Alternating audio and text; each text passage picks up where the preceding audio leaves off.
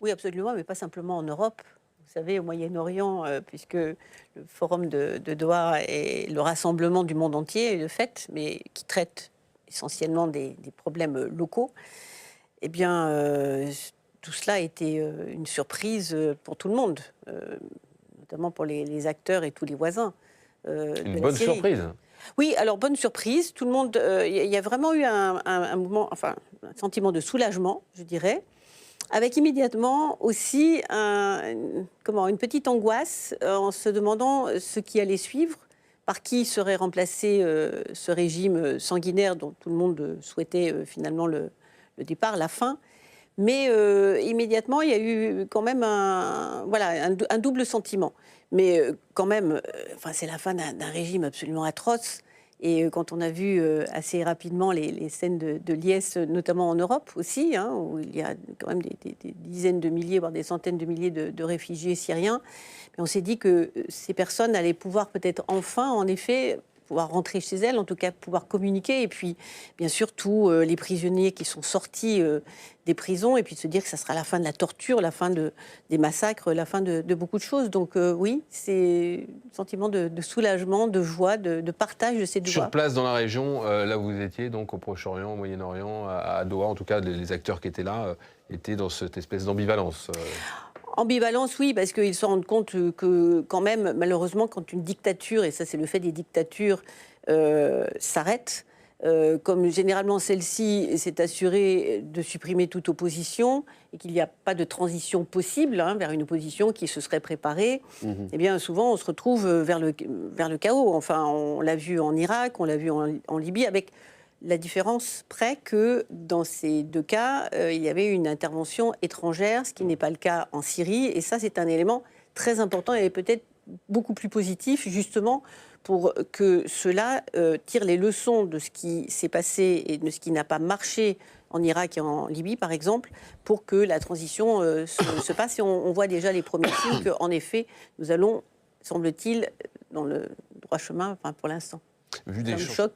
Ça me choque fondamentalement. Enfin, en fait, ça vient de partis d'extrême droite qui, pour la plupart, ont quand même été les amis de Bachar el-Assad, ont soutenu le régime, étaient quand même Tout à très fait. pro-syrien, pro-régime. Tout à fait. Et donc Vous ceux-là faites même, allusion à qui, par exemple? Madame Le Pen. Monsieur Comment Mariani. ça continue Voilà, mais enfin. Ça, c'est oui, sur la aujourd'hui- scène politique française, oui. Voilà, mais à l'AfD, c'est pareil. Enfin, je veux dire, vous regardez l'ensemble de ceux qui aujourd'hui ont L'AfD, vous en avez réagi parlé en Allemagne. L'Italie de Giorgia bien sûr, Meloni bien aussi. sûr. Donc, Madame Meloni, c'est un peu plus compliqué. On va y venir, parce qu'elle voulait Voilà, rétablir les relations avec... enfin, ce qui s'est passé, enfin, ce qui se passe quand même, ça vient de partis d'extrême droite qui demandent, parce que l'immigration est bien sûr leur sujet de prédilection, de pouvoir bouger. Mais enfin, vous le dites très très bien, on a besoin d'abord de voir ce qui se passe. Et puis ce pays, quand bien même, en effet, les Syriens voudraient rentrer chez eux, je pense que ça va prendre un peu de temps. Il faut savoir que 33 milliards quand même d'aide humanitaire a été donnée à ce pays. On a 17 millions de Syriens qui, en Syrie, bénéficient de cette aide sur les combien 23 millions, je crois, que la Syrie... 20 millions, oui. Voilà. Donc, vous imaginez, nous avons un pays en ruine, c'est le terme, le mot juste, c'est un pays en ruine. Dévasté. Totalement dévasté. Donc, quand bien même ils voudraient rentrer, je crois qu'ils vont peut-être rentrer pour certains pour participer à la reconstruction, mais il va falloir un petit peu de temps. Donc on ne va pas se précipiter à dire à ceux qui, très justement, sont venus en tant que réfugiés, demain on vous met dans des avions et vous partez. D'autant que je pense qu'un grand nombre ont des cartes de séjour tout à fait en règle et que celle-ci n'est absolument pas liée à la situation en Syrie ou au changement de régime en Syrie. Donc je pense qu'il y a eu un effet peut-être d'aubaine pour ces partis d'extrême droite au niveau européen de pouvoir s'exprimer sur un thème qui est le leur, c'est-à-dire l'immigration, de dire on renvoie tous ces gens chez eux. Voilà. C'est Oui, alors, Bien sûr que c'est possible, mais enfin c'est complètement prématuré et ça n'a aucun sens. Enfin, à part peut-être marquer des points sur le plan de la politique intérieure pour certains partis par rapport à leur opinion publique, je pense qu'ils n'en demandent pas autant. Peut-être, mais ça ne s'explique absolument pas, ni économiquement, et ça a été rappelé, je crois, 2 fois ce soir sur ce plateau, et c'est tout à fait juste, d'une population syrienne éduquée, qui travaille, qui est parfaitement insérée. S'ils ne sont pas venus en France autant qu'en Allemagne, c'est qu'il faut quand même regarder ce qui se passe dans les migrations, c'est que généralement, les populations vont là où déjà une communauté est installée. Ça permet on n'a pas eu le une même insertion. discours d'accueil en Allemagne. Il faut se souvenir quand même des propos de Angela Merkel. Certes, mais enfin, Mme Merkel avait ouvert grand les portes, parce qu'il fallait aussi ne pas oublier que son industrie avait besoin de main-d'œuvre, ce qui n'était pas notre cas. Donc il y avait aussi une raison cachée qui n'avait pas été donnée, puisqu'on était là la main sur le cœur. Humanité et cœur, voilà. c'est ça que vous voulez voilà. dire. Mais ce que je veux dire, c'est que les Syriens ne viennent pas autant en France que, par exemple, que les Maliens ont pu venir, ou d'autres communautés, parce que tout simplement la famille est déjà là, ou des amis sont déjà là.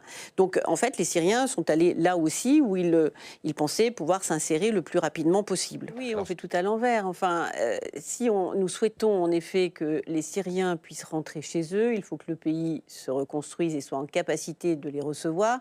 Et donc, cela ne relève pas de la politique intérieure des pays européens, mais bien de la relation extérieure.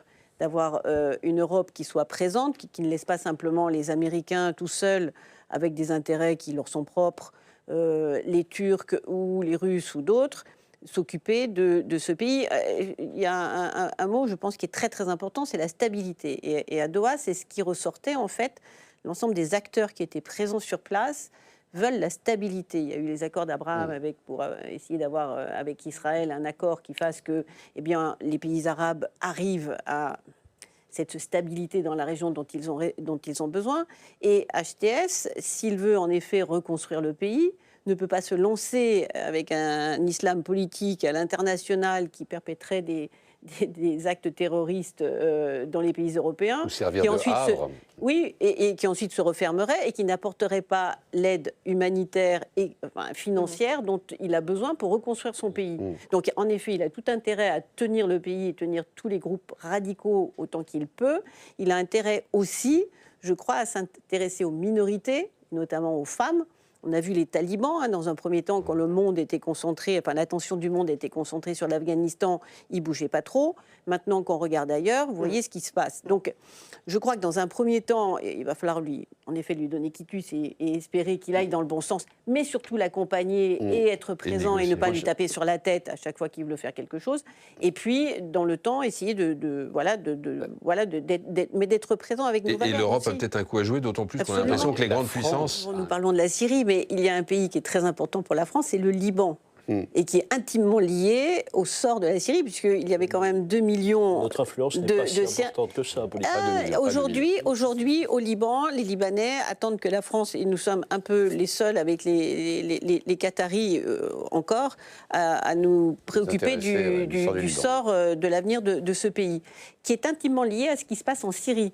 Donc, je suis d'accord avec vous, il y a un coup à jouer, mais nous sommes en fait présents. Alors, bien sûr, par rapport aux États-Unis et à d'autres, nous n'avons pas notre envoyé spécial qui fait le tour du monde, parce que nous n'en avons pas, nous n'avons plus de ministre en ce moment. Donc, voilà, donc c'était aussi un sujet. Mais nous avons un coup à jouer globalement dans la région. Et les autres pays nous en saurait gré de montrer, en effet, notre intérêt et aussi le travail que nous pouvons faire.